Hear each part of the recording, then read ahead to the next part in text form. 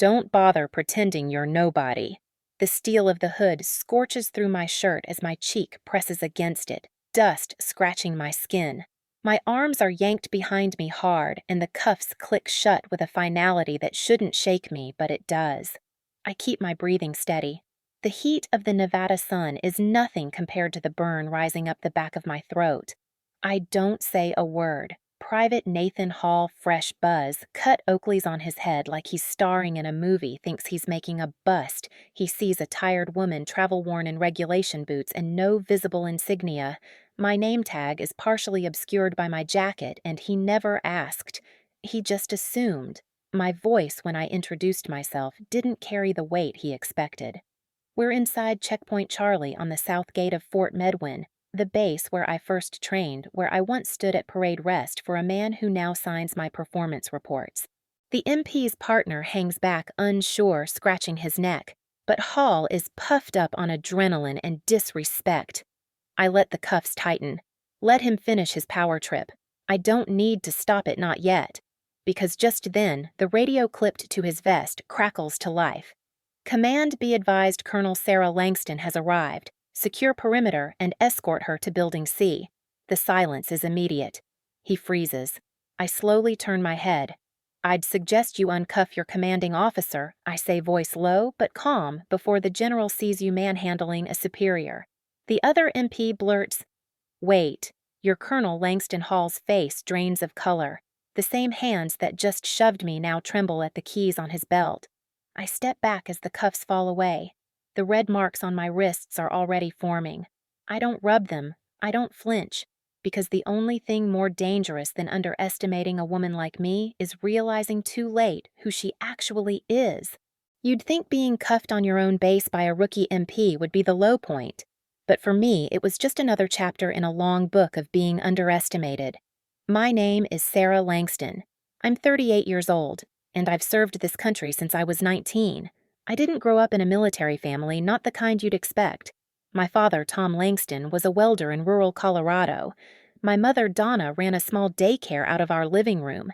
They were good, decent people, but they didn't understand my drive. Not when I fixed an old ham radio at 12. Not when I got top marks in physics. Not when I told them I was enlisting instead of going to college. Dad never said the words outright, but I could hear them in his tone. You're too soft for the military. The day I left for basic training, he didn't show up to the bus station. Mom cried in the driveway. I didn't cry at all. I just clenched my jaw and promised myself I'd be something worth saluting. The Army gave me structure, clarity, and an outlet for my mind. I never cared for glory. I was never the loudest voice in the room, but give me a system and I'd learn it faster than anyone else. I started in logistics, then switched to intelligence analysis after a lieutenant noticed I could decrypt ciphers faster than the AI we were testing. From there, it was one quiet, brutal climb up the ranks through tours, late-night missions, and briefings so classified they didn't even give me paper to write on. I didn't fit the mold. That much was clear early on. I wasn't loud enough, aggressive enough, seen enough. When I made captain, some of the guys joked that I was the token win-a-woman in a field of wolves. When I made major, I was told it was probably to boost diversity stats. And when I earned colonel last month, no one said congratulations. They just asked who I knew. The truth is, I didn't know anyone. I just kept receipts in my head and data files in perfect memory. I got here by watching what others missed, and making sure when I moved it counted. Now I'm back at Fort Medwin, a place I haven't set foot in since I was a green cadet called Langston the Librarian because I always had my head buried in a tablet or a manual. They never saw me as a threat, just a brain with no edge. But now I'm here to take over Cyberwing 9, a high-level security division compromised by a recent breach. One that may have exposed nuclear launch protocols in a mock scenario, and someone here tried to cover it up. The assignment came straight from the top, quietly. Deliberately. I know why they chose me. I know how to disappear inside systems and re-emerge with the truth. No glory, no spotlight, just results. But here's the kicker: the man who used to be my CO, Colonel Stephen Wexley, still serves here. He's the reason I left this base a decade ago. The reason I swore never to return. The man who once told me in front of a full strategy room, Langston, "You're book smart. But on the field, You're a liability. That day broke something in me. I stopped trying to be accepted and started building walls, and now I outrank him. I also have to face someone else, Eli Langston, my younger brother. We haven't spoken in 5 years.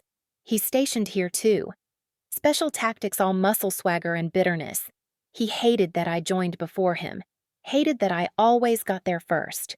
Our last conversation ended with him saying, "You'll never be one of them. They only let you in to make themselves look good." He'll be in that command room tomorrow when I walk in. They all will. I didn't ask for this mission. I was chosen.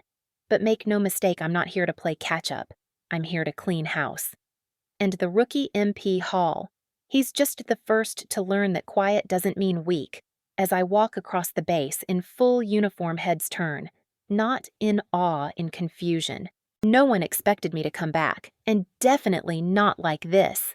I hear whispers already.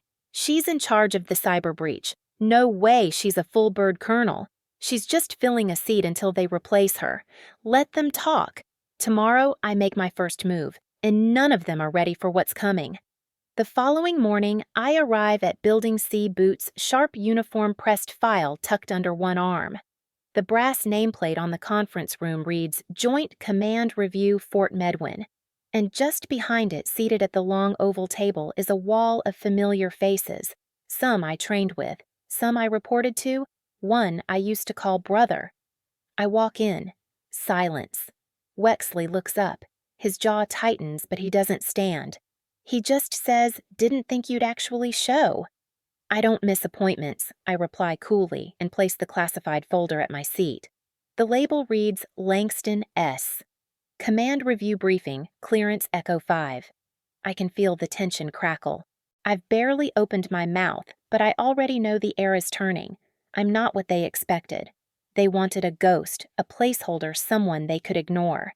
Instead, I bring the storm. The review begins. I run through the facts calmly, methodically. I point out the breach, a backdoor code entry through an outdated authentication system. It was flagged twice in the past 3 months, but never escalated. I trace the logs, the IP, the admin access. A pattern emerges, but not everyone wants to see it. Major Donahue, once Wexley's protege, interrupts me. "Colonel Langston, you're implying someone here intentionally bypassed security?" "I'm not implying," I answer, flipping to the next slide. "The logs don't lie. Someone in this room authorized a decryption protocol during the simulation and rerouted the kill switch." Donahue smirks. "And how do we know you didn't plant it to justify your promotion?" It's a punchline. They laugh. Even Eli chuckles. I don't flinch. I just look straight at him and say, "Because unlike you, I don't need to fabricate success." That lands. For a second, the air sours. But then Wexley leans forward, folding his hands. "Let's be clear, Langston. You weren't chosen because of merit. You were placed here. Political maneuvering. You don't command loyalty here, and frankly, I'm not convinced you're fit for this assignment." There it is. The knife's out. I meet his eyes. "I didn't come here to make friends, sir. I came to solve a threat." "And you've failed already," he says. "You've been here less than 24 hours, and already someone's trying to discredit you." He slaps a file onto the table, a personnel complaint. "Filed this morning. By Private Nathan Hall. Alleging inappropriate use of rank and intimidation." "You cuffed me," I say flatly. "There's no record of that," Wexley replies, flipping the pages. "But there is a record of you refusing to cooperate at the gate. It's petty, it's coordinated. And it's clear.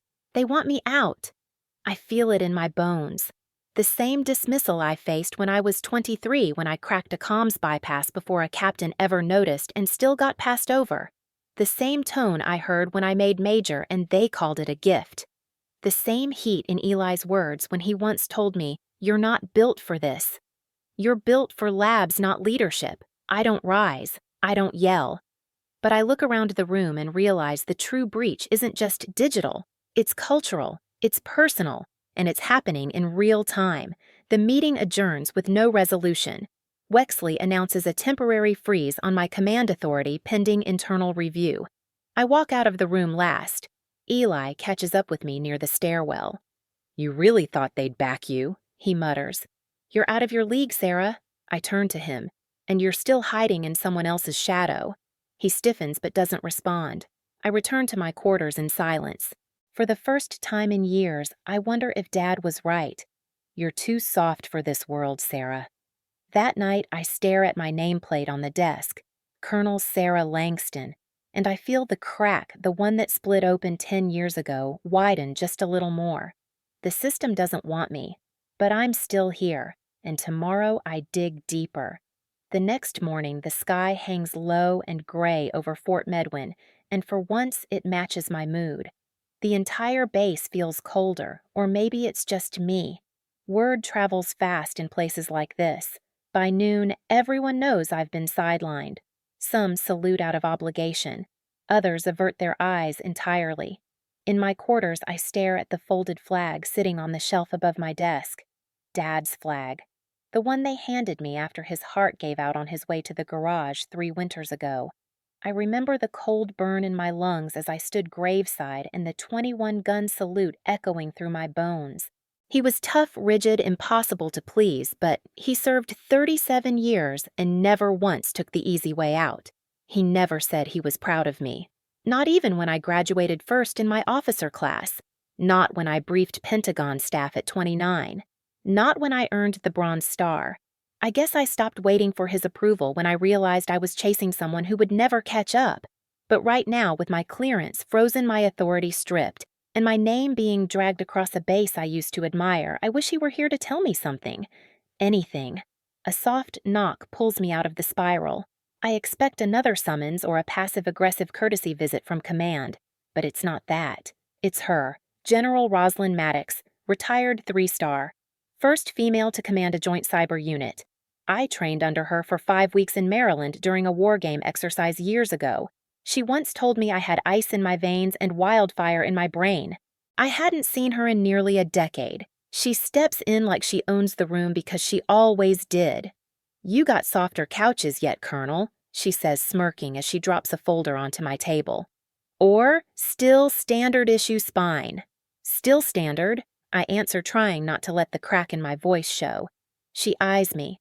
"I heard about the Hall kid and Wexley's little stunt." I stay silent. She sighs. "Let me guess. You've been thinking about walking out the gate and never looking back." I say nothing. "That would be easier," she adds, "but it wouldn't be you." I finally look up. "Ma'am, I don't know if they'll ever see me for what I am. Maybe they never have. Maybe I'm not cut out for this after all." "Bull," she snaps. "You're exactly what they fear. You're quiet. You're sharp. You document everything, and you don't smile unless it means something. That's not weakness. That's discipline. And it terrifies men like Wexley because it makes their noise irrelevant." Her words hit like a fuse being lit. She taps the folder she brought. "You're not the only one sniffing this breach. I've been tracking anomalies in the contractor system for 3 months. There's a pattern, and your logs connect perfectly." I open it. Lines of encrypted activity, redacted names, and timestamps matching the days I flagged internal bypasses. I sit up straighter. "You still want to walk?" she asks. I shake my head. "No, ma'am." She stands. "Then stop letting them play defense with your career. Hit back, but don't yell. Show receipts." After she leaves, I sit alone with the open file. Suddenly, the doubt feels smaller. Not gone, but quieted, replaced with that cold, hard certainty I haven't felt in weeks. They think I'm alone. But I've built a network of silent allies. People who watch record trace. People who believe results are louder than bravado. I spend the next 8 hours poring through every access log tied to the base's training simulations, contractor handshakes, and personnel override codes. And there it is, a signature. A repeat login routed through civilian hardware disguised to look like test data but timed perfectly with the failed drone simulation. It traces back to a contractor tied to Colonel Wexley's approval chain. He didn't just try to sideline me, he buried a breach to cover himself. I encrypt the data, run 3 redundancy checks, and forward it to a classified off-site cloud, just in case. Then I schedule a briefing, not with Wexley, not with the command staff, with the visiting general arriving tomorrow for inspection. "General Hammond, Maddox's successor, the one who signs off on top-tier promotions, demotions, and court-martials. They wanted me to stay quiet. They don't know silence is where I work best. Tomorrow, they won't just see my rank. They'll see what a real leader looks like when she's done asking for permission. The base is buzzing the next morning. Helicopters skim over the north helipad. The motorcade rolls in with gleaming black SUVs. Flags are raised. Uniforms are crisp. Everyone's on their best behavior. A visiting general can do that, especially General Hammond, the kind of man whose career can make or end yours with a single nod. It's the perfect time to go invisible, which ironically is when I'm at my most effective. I skip the welcome ceremony. While the others scramble for polished shoes and parade formations, I slip into the back room of Operations Command badge, scanned eyes low. Inside, I queue up a secure workstation and insert the encrypted flash. The data glows across the screen like a confession. I build my presentation silently. No commentary, no drama. Just proof. Login records, time-stamped access, source routing paths. Layer by layer, I stack the evidence until even the most skeptical officer would choke on his own denials. Wexley's name isn't in the logs directly, but his signature is. He approved the contractor. He waved through the system override. He knew what it meant, and when it failed, he tried to bury it. By burying me. Typical. But I don't want revenge. I want truth, consequences. I want this base to finally see what I've been all along, not a mistake, not a diversity pick. A leader. At 1400 hours sharp, I step into the glass-walled conference room at Command Briefing Center 1, my presentation ready. To their credit, the command staff doesn't flinch when I enter. They've all been briefed that I've requested time with General Hammond, but their faces are tight, skeptical. I'm still wearing the bruise of yesterday's humiliation like a fresh badge, and they think I'll fold under pressure. Good. Let them underestimate me one last time. General Hammond enters at 14:02, gray hair. Razor posture, eyes like steel traps. He sits without ceremony and gestures toward me. Colonel Langston, he says I'm told you requested this briefing personally. Yes, sir, I say. With your permission, I'd like to begin. He nods once. I dim the lights. Click. The first slide appears. The screen fills with network traces, IP clusters, and login trees. I speak slowly, clearly. No performance. Just facts. The breach originated internally, not from a failed system, but from human error.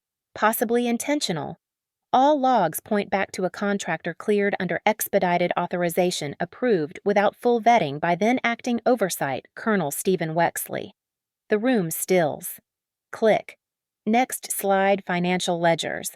The contractor received double standard payments routed through a ghost sub-account within the base's discretionary fund. Click. I turn to Wexley's face.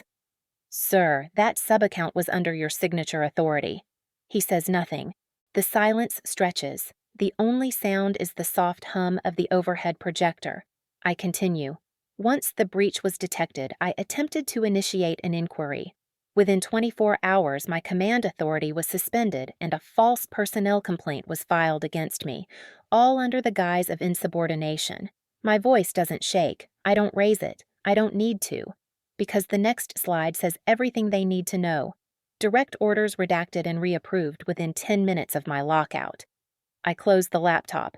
Sir, I say to General Hammond, I request immediate clearance reinstatement, full investigation into these actions, and formal review of leadership on this base. Hammond leans back. Then he stands. Request granted, he says, voice even.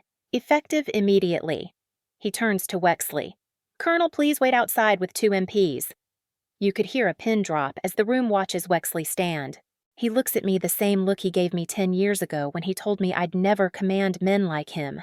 But now I do. As he leaves, Eli stands in the back of the room. For the first time, he looks at me like he sees something he never noticed before. I don't return the look. Hammond walks over to me. Hell of a presentation, Colonel. I've read your record. It was time you stopped hiding behind it. I wasn't hiding, I reply. They just refused to read it. He nods. I'll be watching your next moves closely, he says. You're exactly what this program needs, quiet precision. And just like that, the weight begins to lift. Not because someone said I was right, but because I proved I was never wrong. Outside, the air feels different, sharper, clean. The MPs at the entrance salute me. No hesitation this time. They know exactly who I am. I don't celebrate, not yet, because the aftermath of justice is messy. And just because the lies have been uncovered doesn't mean the system will welcome me in with open arms. It doesn't work that way, not for women like me, not in this uniform, not in this command structure. But that's fine. I'm not here for fanfare. I'm here to finish what I started.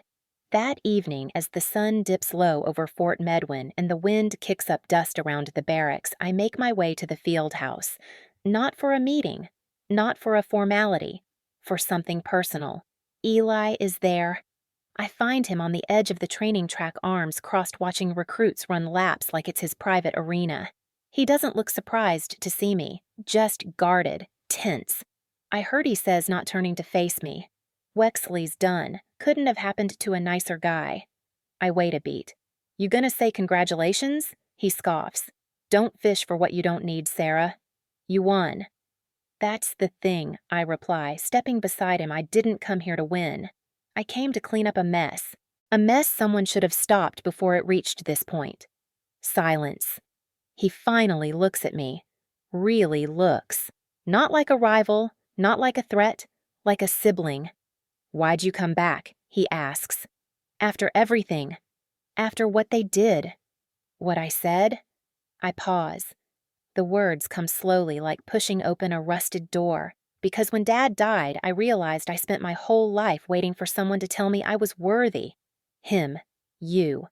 Wexley. The Army. But I don't need it anymore. I'm not chasing respect. I am it. He flinches slightly. Not out of offense, out of recognition. I think he knew it before I did. I was jealous, he admits quietly. Still am sometimes. You move like you've got nothing to prove, and I've spent my whole damn career trying to prove I belonged. You do, I say. But you don't have to step on me to show it. A pause. He nods. Just once. And for the first time in years, I believe it's real. As we stand in silence, the doors to the training facility swing open. General Hammond steps out, trailed by a few junior officers. Colonel Langston, he calls out, his voice carrying across the yard. I step forward. He extends a hand, then glances over at Eli. You know, Sergeant Langston, it takes a rare kind of leader to win a battle no one else even sees, he says, still looking at me. We don't just need force. We need foresight. People who operate in the shadows until the moment their presence changes everything. He steps aside and gestures toward a young cadet standing nearby, clipboard in hand. You've been approved to lead the Advanced Systems and Strategy Unit, Sarah. Effective immediately. You'll report to the Pentagon's Cyber Warfare Division next month. My chest tightens. Not from nerves, from clarity. From knowing this isn't a prize. It's a platform, and I've earned every brick of it. The cadet hands me a new orders packet. I sign without hesitation. As I walk back across the compound, shoulders straighter, something catches my eye.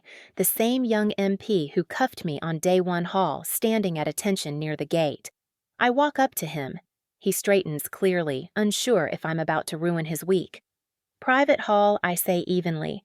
Do you remember what you said to me when you first saw me? He nods slowly. Yes, ma'am. I do. I lean in just enough to make sure he hears me clearly. I'm not here to punish you, I say. But remember, this rank is only visible to people who know how to look. He swallows hard and nods. Yes, Colonel. I step back and salute. He salutes in return. As the wind rises and the flags snap overhead, I realize I'm not the same woman who arrived here in handcuffs, and they're not the same people who laughed behind closed doors, because now they know who I am. And more importantly, they see me. I leave Fort Medwin the way I arrived, alone in a plain government-issued SUV, no escort, no ceremony. The sun is just rising as I cross the southern gate, the same gate where I was once cuffed and humiliated by a kid who thought he could size me up in 5 seconds. No one tries to stop me now. Funny, isn't it? How people only see what they expect until you make them redefine it. I pull over a few miles outside the base at a quiet overlook facing the valley. The horizon stretches wide open, empty. My hands rest on the wheel, but my eyes are somewhere else years behind, standing on my parents' front porch at 17, telling them I'd enlisted. Mom cried. Dad just shook his head. You don't belong in that world, Sarah. They'll eat you alive. But I wasn't afraid of being eaten. I was afraid of being invisible. I reach into the glove compartment and pull out the folded flag Dad's. I'd kept it with me all these years. Not for comfort, not even for legacy. For proof that he was wrong. And right. He was right about how hard it would be. About the cruelty. The underestimation. The politics. But he was wrong about me. I do belong in this world. Not because I fit in, but because I don't. And sometimes that's exactly what a system needs to change. I send a single photo to Eli, the two of us outside the training field, arms awkwardly crossed, grins, not quite smiles, but something close. Underneath I type, "Let's not let another 5 years pass. I'll be in D.C." No reply comes immediately. That's okay.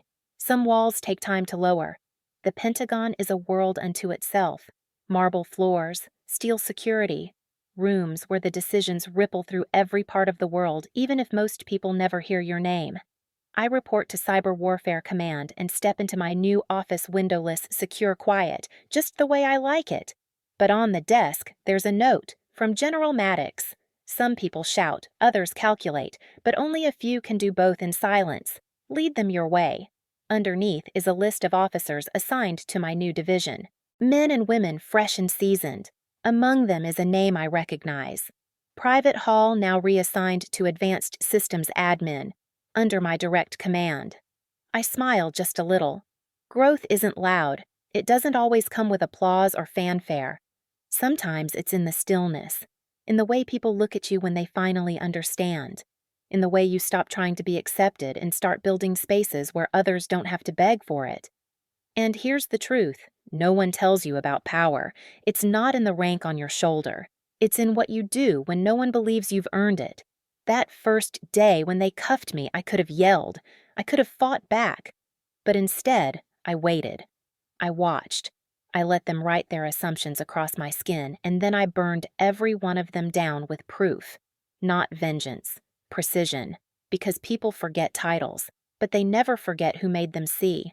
As I sit at my desk typing the first draft of a new cybersecurity doctrine, I look at the silver plate freshly affixed above the doorway. 5 words etched in polished steel, Colonel Sarah Langston, commanding officer. And for the first time in a long time, I let myself breathe. Because I'm not just commanding a unit, I'm commanding respect. And this time, it's not up for debate.